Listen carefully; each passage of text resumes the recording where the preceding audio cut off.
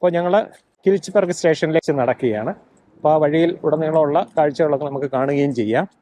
അവിടെ നിന്ന് ട്രെയിൻ എടുത്ത് എൻഗേജ് ചെന്നിട്ട് നമുക്ക് ലേക്ക് സ്യൂറിക്കിൻ്റെ കാഴ്ചകളിലേക്ക് പോവാം. സ്വിറ്റ്സർലൻഡിലൊക്കെ സൈക്കിൾ ഉപയോഗിക്കുന്നവരുടെ എണ്ണം വളരെ കൂടുതലാണ് കമ്പാരിറ്റീവ്ലി.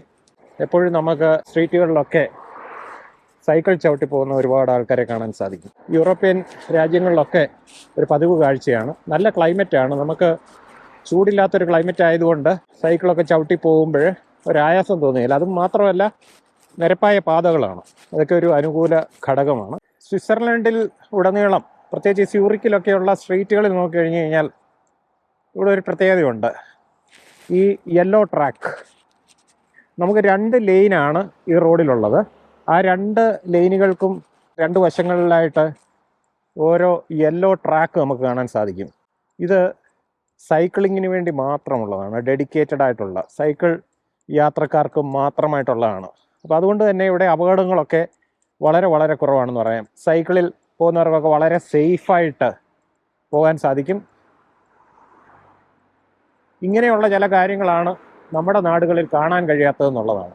നമ്മുടെ നാടുകളിലൊക്കെ ഒരു സൈക്കിളുമായിട്ട് റോഡിൽ ഇറങ്ങി കഴിഞ്ഞ് കഴിഞ്ഞാൽ എന്താവും അവസ്ഥ എന്നുള്ളത് ആലോചിക്കാവുന്നതേ ഉള്ളൂ. കണ്ടില്ലേ? അപ്പോൾ സൈക്കിൾ ഓടിക്കുന്നവർക്ക് ഈ ട്രാക്കിൽ കൂടെ വളരെ സേഫായിട്ട് പോകാം. ഈ ട്രാക്കിലേക്ക് യാതൊരു കാരണവശാലും കാറുകളോ മറ്റുള്ള വാഹനങ്ങളോ കയറി വരില്ല. ഇതുപോലെയുള്ള കാര്യങ്ങളൊക്കെയാണ് നമ്മുടെ നാടുകളിൽ, വലിയ ടൗണുകളിലെങ്കിലും നമുക്ക് കൊണ്ടുവരേണ്ടതായിട്ടുള്ളത്. ലോകത്തിൻ്റെ നാനാഭാഗങ്ങളിലും ട്രാവൽ ചെയ്യുമ്പോൾ നമുക്ക് ഇതുപോലെയുള്ള കാര്യങ്ങളൊക്കെ എങ്ങനെയാണ് ഇതൊക്കെ സുഗമമായിട്ട് സാധിച്ചെടുക്കുന്നതെന്നുള്ളത് നമുക്ക് മനസ്സിലാക്കാൻ സാധിക്കും. എന്തുകൊണ്ടാണ് ഇവിടെ അപകടങ്ങൾ കുറഞ്ഞിരിക്കുന്നത് കമ്പാരിറ്റീവ്ലി, എന്തുകൊണ്ടാണ് ഇവിടെയൊക്കെയുള്ള ജനത സന്തുഷ്ടരായിരിക്കുന്നത് എന്നൊക്കെ ഉള്ള കാര്യങ്ങൾ ഇതുപോലെയുള്ള ഗവൺമെൻറ് ഡിപ്പാർട്ട്മെൻറ്റുകളൊക്കെ എങ്ങനെയാണ് പൊതുജനങ്ങളെ കരുതുന്നത് എന്നുള്ളതിനെ ആശ്രയിച്ച് തന്നെയാണ് ഇരിക്കുന്നത്. അവരുടെ സുരക്ഷയ്ക്കും ജീവനുമൊക്കെ വലിയ വിലയാണ് ഇവർ നൽകുന്നത്. സ്പോർട്സ് ആക്ടിവിറ്റീസൊക്കെ നടത്തണമെന്നുണ്ടെങ്കിൽ വാട്ടർ സ്പോർട്സിന് വേണ്ടിയൊക്കെയുള്ള സാധനങ്ങളൊക്കെ വിൽക്കുന്ന കടകളൊക്കെ നമുക്ക് കാണാൻ സാധിക്കും. ഈ സ്ട്രീറ്റിൽ സ്വിറ്റ്സർലൻഡിൻ്റെ തനത് ആർക്കിടെക്ചർ സ്റ്റൈലിലുള്ള ഒരുപാട് ബിൽഡിങ്ങുകൾ നമുക്ക് കാണാൻ സാധിക്കും. ഇതൊക്കെയാണ് സ്വിറ്റ്സർലൻഡിനെ വ്യത്യസ്തമാക്കുന്നതെന്ന് പറയാം. അങ്ങനെ നമ്മൾ നടന്ന് കിൽച്ച്ബർഗ് സ്റ്റേഷനിൽ എത്തിയിരിക്കുകയാണ്. ചെറിയൊരു സ്റ്റേഷനാണ്. ഈ സ്റ്റേഷനിൽ നിന്നും ഏകദേശം 4 സ്റ്റേഷനുകൾ കഴിഞ്ഞ് കഴിഞ്ഞാൽ സ്യൂറിക്ക് HB സ്റ്റേഷനാണ് മെയിൻ സ്റ്റേഷൻ. നമ്മൾ സ്യൂറിക്ക് HBയിൽ എത്തുന്നതിന് മുമ്പ് ഒരു സ്റ്റേഷനുണ്ട് എങ്കെ. നേരത്തെ പറഞ്ഞ എങ്കെ സ്റ്റേഷനിൽ ഇറങ്ങി ലേക്ക് സ്യൂറിക്കിൻ്റെ കാഴ്ചകളിലേക്ക് പോകാനാണ് പ്ലാൻ. അപ്പോൾ ഇവിടെ 5:25 അടുത്ത ട്രെയിനിൻ്റെ സമയം. ഏകദേശം 5:20 ആയിട്ടേ ഉള്ളൂ. അധികം താമസിയാതെ ട്രെയിൻ എത്തും. വളരെ കൃത്യനിഷ്ഠ ഇവിടെ ട്രെയിനുകൾ സമയത്തിൻ്റെ കാര്യത്തിൽ പാലിക്കുന്നുണ്ട്. അപ്പോൾ 5:25 തന്നെ ആകുമ്പോഴത്തേക്ക് നമുക്ക് ട്രെയിൻ വരും. അതിൽ കയറിയാണ് നമ്മൾ എങ്കയിലേക്ക് പോയി ഇറങ്ങാൻ പോകുന്നത്. അങ്ങനെ നമ്മുടെ ട്രെയിൻ സ്റ്റേഷനിൽ എത്തിയിരിക്കുകയാണ്. ഈ ട്രെയിനിലേക്ക് കയറിയാണ് നമ്മൾ ലേക്ക് സ്യൂറിക്കിൻ്റെ കാഴ്ചകളിലേക്ക് പോകുന്നത്. ട്രെയിനിലേക്ക് കയറിയാണ്.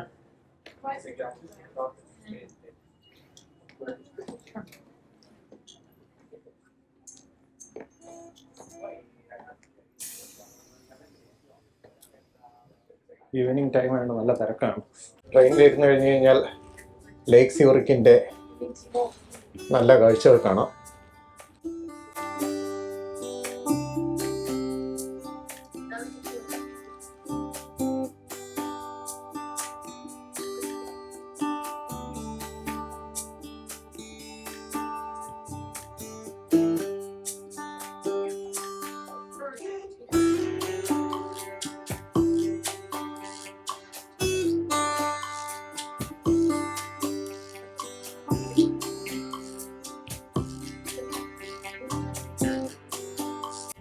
വളരെ ശാന്തസുന്ദരമായി അങ്ങനെ ലേക്ക് സ്യൂറിക്ക് അങ്ങനെ നീണ്ടു നിവർന്ന് കിടക്കുകയാണ്. അപ്പോൾ ആ കാഴ്ചകളിലേക്കാണ് നമ്മൾ ഇനി പോകുന്നത്.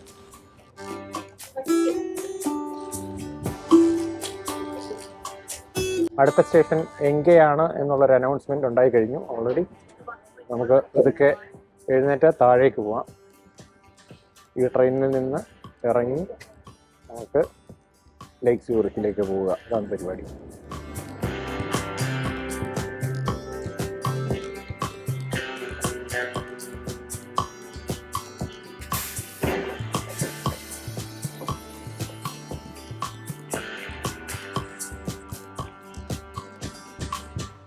അപ്പോൾ എൻകെ സ്റ്റേഷനിലെത്തി. സ്റ്റേഷനിൽ നിന്നും പുറത്തേക്ക് നടക്കുകയാണ്.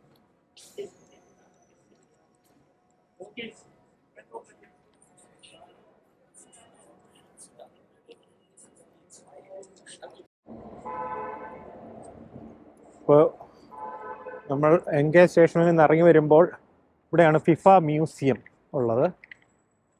ഈ ബിൽഡിംഗാണ് ഫിഫ മ്യൂസിയം.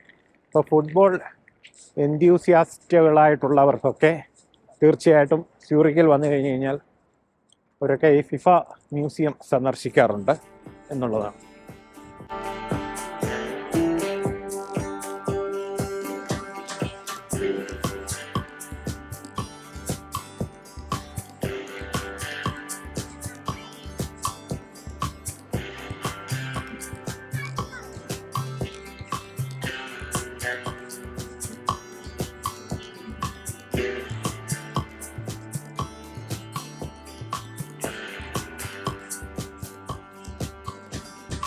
അപ്പോൾ നമ്മൾ ലേക്ക് സ്യൂറിക്കിലേക്കുള്ള വഴിയെ ഇങ്ങനെ നടക്കുകയാണ്.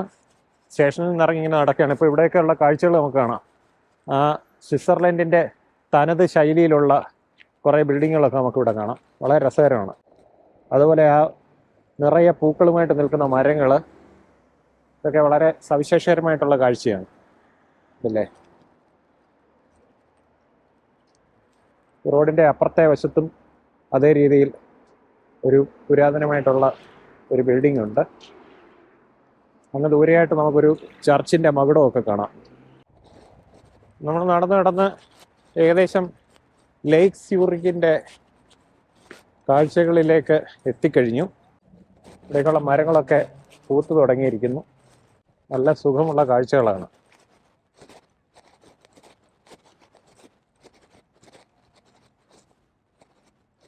ചെറിയ മരങ്ങളൊക്കെയാണെന്ന് തോന്നുന്നു, അങ്ങനെ പൂത്തൊലഞ്ഞ് നിൽക്കുകയാണ്. വൈറ്റ് ചെറി ആയിരിക്കണം.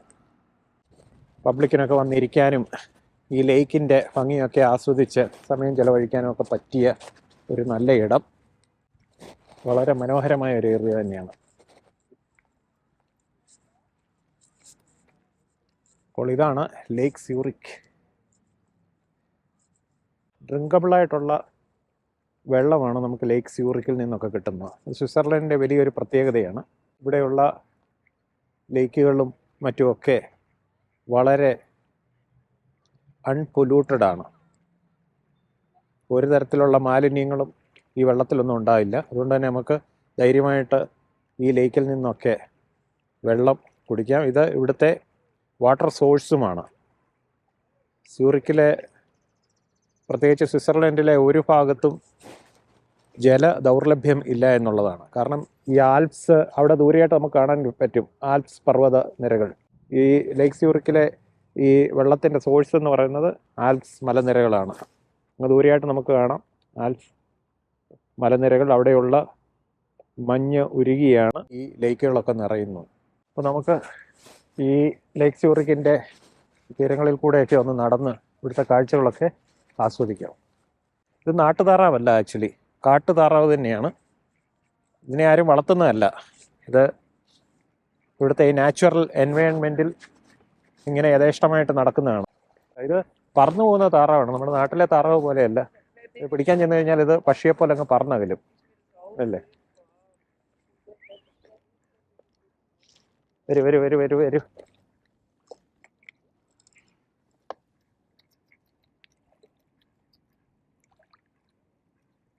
വാ വാ വാ വാ വാ. Come come here come here come here come here. ഒരു പേടിയില്ല, പക്ഷെ എന്തൊക്കെയോ കൊത്തിപ്പെറുക്കി അങ്ങനെ നടക്കുകയാണ്. വളരെ സ്വതന്ത്രമായി ഇവിടെ ആരും അതിനെ ഉപദ്രവിക്കാനില്ല, ആരും ഇതിനെ പിടിച്ചുകൊണ്ട് പോയി കറി വയ്ക്കാനുമില്ല. അങ്ങനെയൊന്ന് പേടിക്കേണ്ടതില്ല. താറാവുകൾക്കൊന്നൊക്കെ പേടിക്കാതെ ഈ വെള്ളത്തിൽ കൂടെ യഥേഷ്ടം എൻജോയ് ചെയ്ത് നടക്കാം. നല്ല കാഴ്ചകളല്ലേ? ഇനി നമുക്ക് കുറച്ചും കൂടെ ആ ഭാഗത്തേക്കൊക്കെ ഒന്ന് നടന്നു നോക്കാം.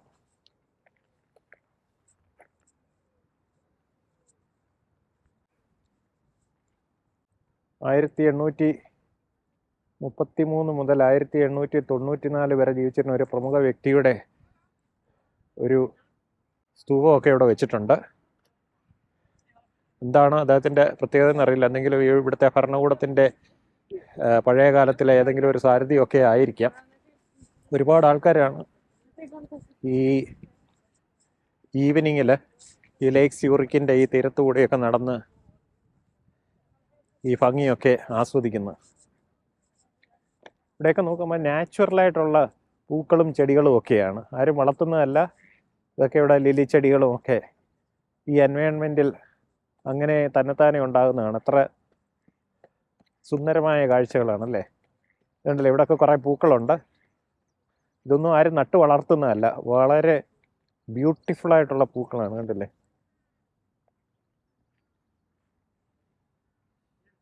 ഇവിടെ വേറൊരു ചെടിയുണ്ട്, ഇതുവരെ കണ്ടിട്ടില്ലാത്തൊരു ടൈപ്പ് വെറൈറ്റി ചെടിയാണ്. കണ്ടില്ലേ, ഒരു വയലറ്റ് കളറിൽ ഒരു പ്രത്യേകതരം ചെടികൾ.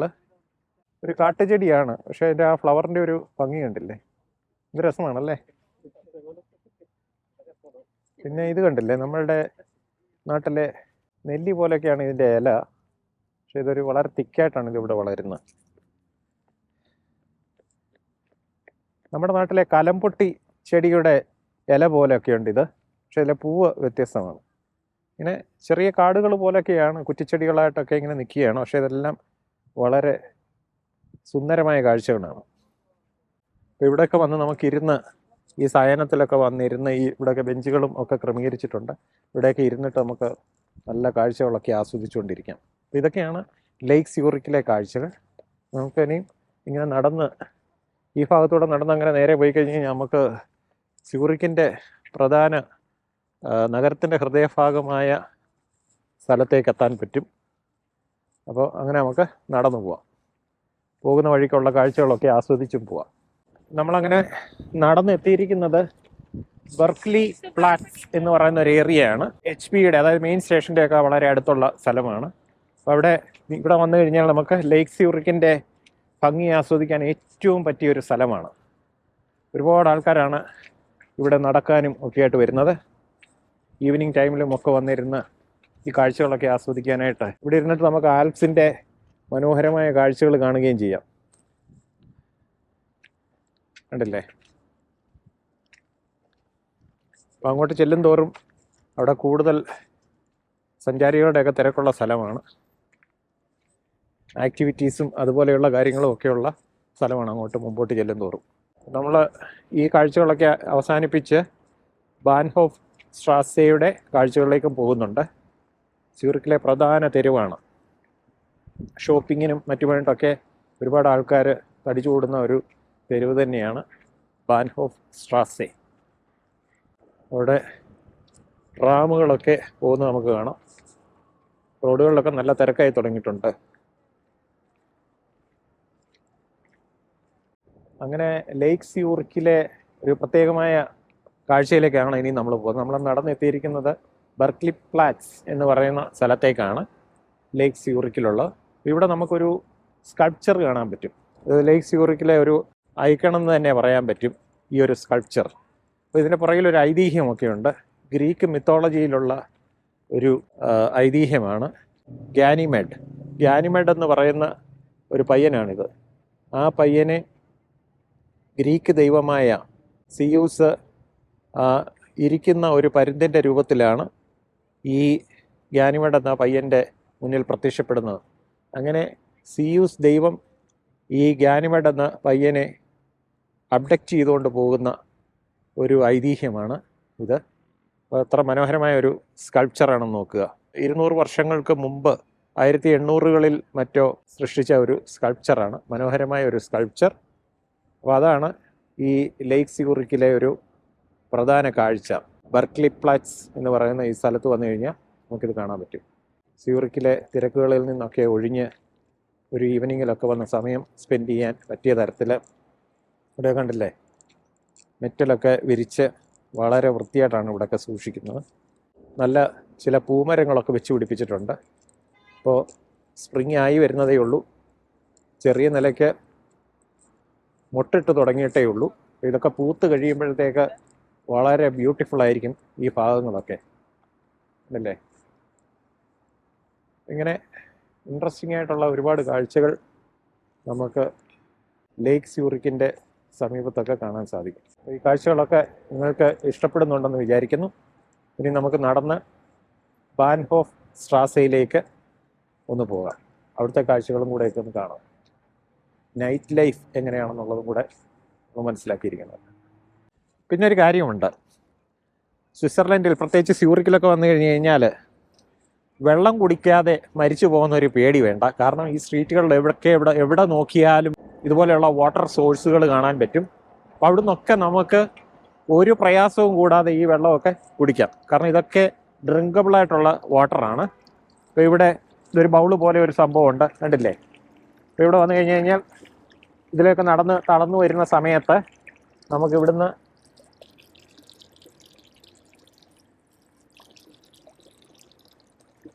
ഇങ്ങനെ വെള്ളം കോരി കുടിക്കാം, ഒരു കുഴപ്പമില്ല. വളരെ ശുദ്ധമായിട്ടുള്ള വെള്ളമാണ്, കണ്ടില്ലേ. അപ്പോൾ ഇത് ഇങ്ങനെ ഒരു പ്രത്യേകതയുണ്ട്. ഇപ്പോൾ എവിടെ പോയി കഴിഞ്ഞ് കഴിഞ്ഞാലും നമുക്കിതുപോലെയൊക്കെയുള്ള സ്ട്രീറ്റിലൊക്കെ ഇതുപോലെയുള്ള വാട്ടർ സോഴ്സസ് കാണും. ഇതൊക്കെ ഡ്രിങ്കബിളായിട്ടുള്ള വാട്ടറാണ്. അങ്ങനെ നമ്മൾ നടന്ന് ബാൻഹോഫ് സ്ട്രാസയിൽ എത്തിയിരിക്കുകയാണ്. നേരത്തെ പറഞ്ഞതുപോലെ സ്യൂറിക്കിലെ ഏറ്റവും പ്രധാനമായ തെരുവാണ് ബാൻഹോഫ് സ്ട്രാസെ. അപ്പോൾ നമുക്കുള്ളൊരു പ്രത്യേകത എന്ന് പറഞ്ഞു കഴിഞ്ഞാൽ ലോകത്തിലെ ഉന്നതമായ ബ്രാൻഡുകളൊക്കെ നമുക്കിവിടെ കാണാൻ സാധിക്കും. ഇവിടെയുള്ള ഈ സ്ട്രീറ്റിലെ ഷോപ്പുകൾ വളരെ പ്രശസ്തമാണ്. ലോകത്തിൻ്റെ നാനാഭാഗത്തു നിന്നൊക്കെയുള്ള ആൾക്കാരൊക്കെ ഷോപ്പിങ്ങിനായിട്ടൊക്കെ വരുന്ന സ്യൂറിക്കിലെ ഏറ്റവും പ്രധാനമായിട്ടുള്ള സ്ട്രീറ്റാണിത്, ബാൻഹോഫ് സ്ട്രാസെ. ഇവിടെ ട്രാമൊക്കെ ഇങ്ങനെ പോയിക്കൊണ്ടിരിക്കുകയാണ്.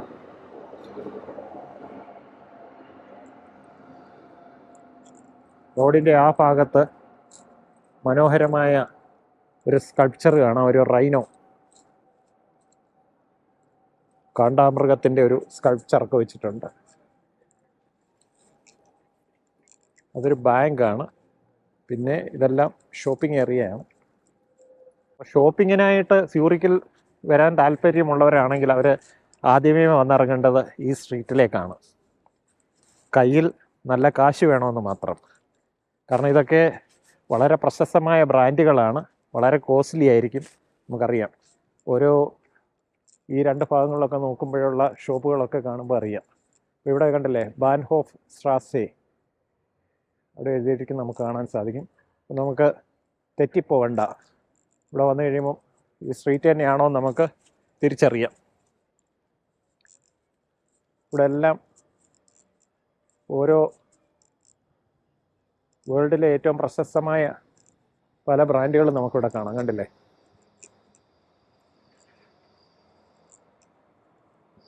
ബാലി,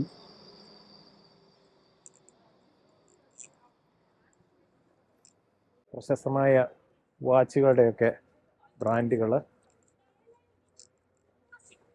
ഇതൊക്കെ 1856 സ്ഥാപിച്ച സ്ഥാപനങ്ങളൊക്കെയാണ്, കണ്ടില്ലേ. ബ്രാൻഡുകൾ ബ്രാൻഡുകൾ ബ്രാൻഡുകൾ. Tommy Hilfiger, American brand. ഇവിടെ ട്രാമുകളും വളരെ ഫ്രീക്വൻ്റ് ആയിട്ട് പോയിക്കൊണ്ടിരിക്കുകയാണ്. അപ്പോൾ ട്രാൻസ്പോർട്ടേഷൻ്റെ കാര്യത്തിലും വലിയ ബുദ്ധിമുട്ടൊന്നുമില്ല. ഈ സിറ്റിക്കകത്തുകൂടെ സഞ്ചരിക്കാനാണെന്നുണ്ടെങ്കിൽ നമുക്ക് ഒരുപാട് ഓപ്ഷൻസ് ഉണ്ട്. നമ്മളവിടെ കാണുന്നത് ക്രെഡിറ്റ് സ്വിസ്. ഇത് യഥാർത്ഥത്തിൽ സ്വിസ് ബാങ്കുകളെന്ന് നമ്മൾ കേട്ടിട്ടുണ്ടല്ലോ. അപ്പോൾ സ്വിസ് ബാങ്ക് കണ്ടിട്ടില്ല എന്ന് പരാതി വേണ്ട. ഇവിടെ സ്യൂറിക്കിൽ വന്നു കഴിഞ്ഞാൽ ഏറ്റവും പ്രശസ്തമായ ഒരു ഹോട്ടലാണ് മാൻഡറിൻ ഓറിയൻ്റൽ. ഓക്കെ, അപ്പോൾ മാൻഡറിൻ ഓറിയൻ്റലാണിത്. നമുക്ക് അവിടെ ഒരു മനോഹരമായ ഒരു ചർച്ച് കാണാം. ഇതിലേക്കൊക്കെ നമ്മൾ പിന്നീട് വരുന്നതായിരിക്കും, ഇതിൻ്റെ വിശദമായ കാഴ്ചകളിലേക്ക്. അപ്പോൾ ഈ തെരുവിൽ കൂടെ കുറച്ച് ദൂരം മാത്രം നടന്നതിന് ശേഷം ഇന്നത്തെ രാത്രി എങ്ങനെയാണ് ഇവിടുത്തെ നൈറ്റ് ലൈഫ്, ഇവിടുത്തെ തിരക്കുകളും ഒക്കെ ഒന്ന് കാണുക എന്നുള്ളത് മാത്രമാണ് നമ്മുടെ പ്ലാൻ. കാരണം പിന്നീട് ഒരു ദിവസം നമ്മൾ ഈ വാൻഹോഫ് സ്ട്രാസയുടെ കൂടുതൽ വിശദാംശങ്ങളിലേക്ക് പോകുന്നതായിരിക്കും. പുരാതനമായ ചില ബിൽഡിങ്ങുകളൊക്കെ നമുക്കിവിടെ കാണാൻ സാധിക്കും. ഇവിടെയൊക്കെ ഒരു ഫൗണ്ടനൊക്കെ വെച്ചിട്ടുണ്ട്. ഇവിടെയെല്ലാം എപ്പോഴും ഇങ്ങനെ വെള്ളം ധാരധാരയായിട്ട് വന്നുകൊണ്ടിരിക്കുകയാണ്. ഇതെല്ലാം ഡ്രിങ്കബിൾ ആയിട്ടുള്ളതാണ്, കണ്ടില്ലേ?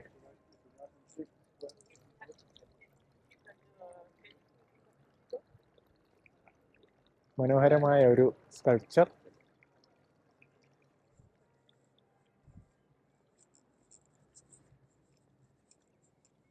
അപ്പോൾ ഈവനിങ് ആകും തോറും തണുപ്പിൻ്റെ കാഠിന്യം കൂടിക്കൂടി വരികയാണ്. ഒരു രക്ഷയുമില്ലാത്ത തണുപ്പായിട്ട് മാറിയിരിക്കുകയാണ്. അപ്പോൾ ഇവിടെയൊക്കെ നമുക്ക് കാണാം ഓൺ ബ്ലാങ്ക്, ബൊട്ടിഗ വെനീറ്റ ഇങ്ങനെയൊക്കെയുള്ള പ്രശസ്തമായ ബ്രാൻഡുകൾ. എവിടെ നോക്കിയാലും ലോകോത്തര ബ്രാൻഡുകൾ മാത്രമാണ് ഈ സ്ട്രീറ്റിൽ കാണുന്നത്. ലൂയി വിറ്റോൺ ഇവിടെ കാണാം.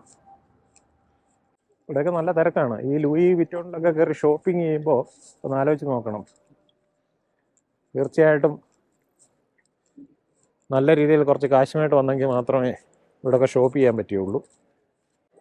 അപ്പോൾ ഇതൊക്കെയാണ് സ്യൂറിക്കിലെ പ്രധാന തെരുവിൻ്റെ കാഴ്ചകൾ. ഈ ഭാഗത്തൊക്കെ മനോഹരമായ ചില ബിൽഡിങ്ങുകളൊക്കെ കാണാം. വലിയ ഡോമുകളോട് കൂടിയൊക്കെയുള്ള ബിൽഡിങ്ങുകൾ. മനോഹരമായ ഒരു ബിൽഡിങ് ഉണ്ടല്ലേ, അതിൻ്റെ ഒരു ഡോമും ഒക്കെ വളരെ ബ്യൂട്ടിഫുള്ളാണ്.